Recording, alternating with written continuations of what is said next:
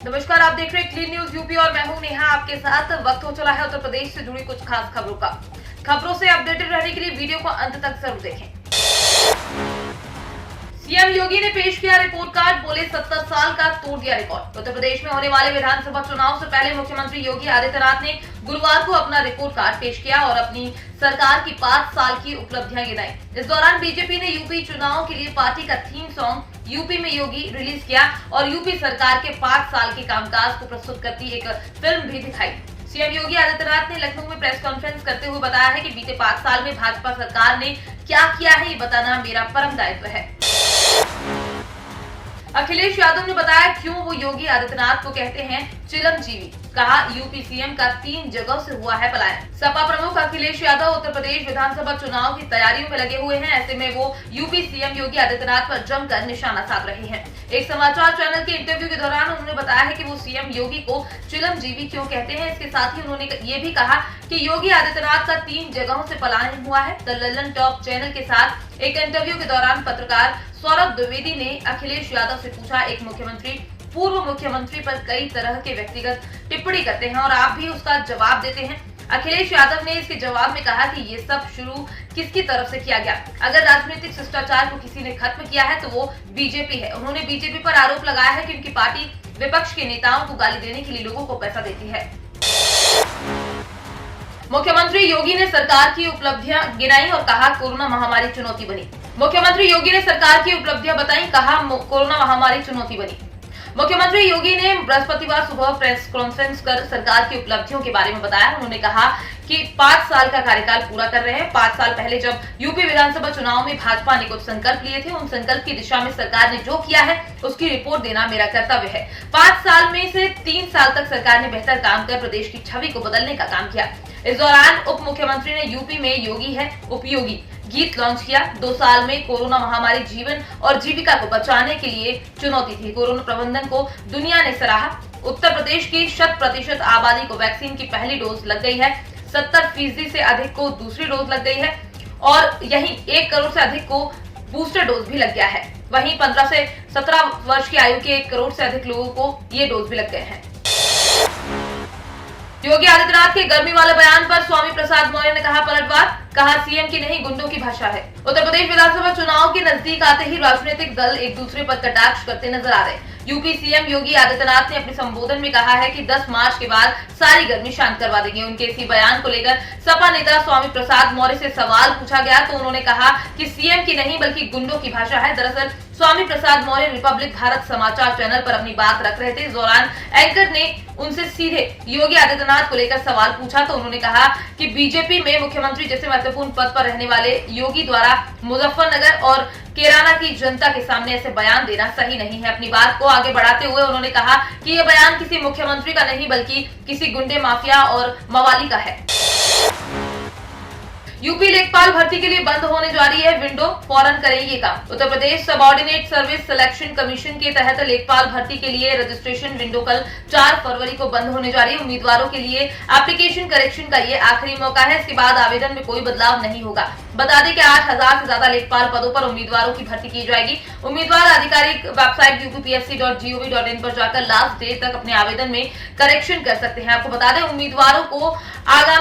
उम्मीदवारों को अपनी आवेदन फीस का समायोजन भी 4 फरवरी तक का लेना होगा। यूपी में अतिरिक्त 30,000 करोड़ खर्च करेगी केंद्र सरकार, जाने किन योजनाओं पर होगा फोकस। केंद्र सरकार ने मंगलवार को संसद में देश का 2022-23 का बजट पेश किया है। केंद्र सरकार ने अपने बजट में उत्तर प्रदेश के लिए 30,000 करोड़ रुपए की अतिरिक्त राशि का प्रावधान किया है। इस बजट में यूपी के लिए कई अन्य घोषणाएं भी की गई हैं। केंद्र सरकार द्वारा यूपी में 2022-23 के बजट में 30,000 करोड़ अतिरिक्त देने की बात कही गई है। राज्य सरकार के एक वरिष्ठ अधिकारी ने कहा है कि बजट की अतिरिक्त राशि के कारण यूपी को काफी फायदा होगा। बजट के अनुसार यूपी को टैक्स के रूप में 1,46,498.76 करोड़ रुपए की राशि प्राप्त होगी। क्या 7 फरवरी से खुल पाएंगे यूपी के स्कूल? किस कक्षा के छात्रों को मिल सकती है स्कूल आने की अनुमति? कोरोना के केस कम होने के बाद धीरे धीरे सभी राज्यों में स्कूल खोले जा रहे हैं। इस बीच यूपी, दिल्ली और बिहार ऐसे राज्यों में से हैं जहां अभी भी स्कूल नहीं खुले हैं। यही नहीं, उत्तर प्रदेश में स्कूल न खुलने से अब अभिभावकों से लेकर अभिभावक संघ तक के सदस्यों में रोष देखा जा सकता है। उनका तर्क है कि जब शॉपिंग मॉल से लेकर बाजार, हाट और पार्क सब कुछ खुल गया है तो फिर बच्चों को स्कूल खोलने की अनुमति क्यों नहीं दी जा रही? इस मुद्दे पर स्कूल मैनेजर एसोसिएशन की ओर से स्कूल संचालकों ने अपर मुख्य सचिव गृह अवनीश अवस्थी से मुलाकात की। इस दौरान उन्हें स्कूल खोलने का ज्ञापन दिया गया। सीबीएसई स्कूल मैनेजर एसोसिएशन और association of private schools of Uttar Pradesh के अध्यक्ष ने इस बाबत अपर सचिव से चर्चा की। प्रदेश में 5052 नए मरीज मिले हैं, 10,398 डिस्चार्ज, 22 की मौत, 41,795 एक्टिव। प्रदेश में बुधवार को 5052 नए केस मिले हैं, जबकि 10,398 डिस्चार्ज हुए हैं। बीते 24 घंटे में 22 मरीजों की मौत हो गई है। अब 41,795 एक्टिव केस हैं। प्रदेश में 24 घंटे में 2,03,856 कोरोना टेस्ट की गए हैं, जिसमें 5052 की रिपोर्ट पॉजिटिव आई है। दम तोड़ने वाले 22 मरीजों में गौतम बुद्ध नगर, झांसी, वाराणसी, कानपुर नगर, मेरठ, गोरखपुर, आगरा, आजमगढ़, सुल्तानपुर, अंबेडकर नगर, बस्ती, चंदौली, मऊ, श्रावस्ती में एक और गाजियाबाद, बिजनौर, पीलीभीत, कुशीनगर में 2 मरीज की मौत हुई है। कोरोना के चलते गेट परीक्षा टालने से सुप्रीम कोर्ट ने किया इनकार, दिया ये तर्क। सुप्रीम कोर्ट ने कोरोना के चलते graduate institute test in engineering GATE को स्थगित कर दिया है। शीर्ष अदालत ने कहा है कि इच्छुक दिन पहले एग्जाम टालने से लाखों स्टूडेंट्स के बीच अराजकता और अनिश्चितता की स्थिति पैदा होगी। कोविड-19 के चलते परीक्षा टालने की मांग वाली याचिका पर गुरुवार को सुनवाई के दौरान सर्वोच्च अदालत ने कहा कि वो उन छात्रों के भविष्य के साथ खिलवाड़ नहीं कर सकती जिन्होंने इसके लिए तैयारी की है। जस्टिस धनंजय वाई, चंद्रचूड़, सूर्यकांत और विक्रम नाथ की बेंच ने कहा है कि इस तरह के एकेडमिक मामलों में दखल देना कोर्ट के लिए खतरनाक है। आईसीआईसी बैंक, एसबीआई, एक्सिस बैंक के शेयरों में आने वाली है तेजी। अभी करे निवेश तो हो सकता है बड़ा फायदा। 10 साल के जी-सेक यील्ड्स में बजट के बाद से 21 बेसिस पॉइंट की तेजी देखने को मिल रही है।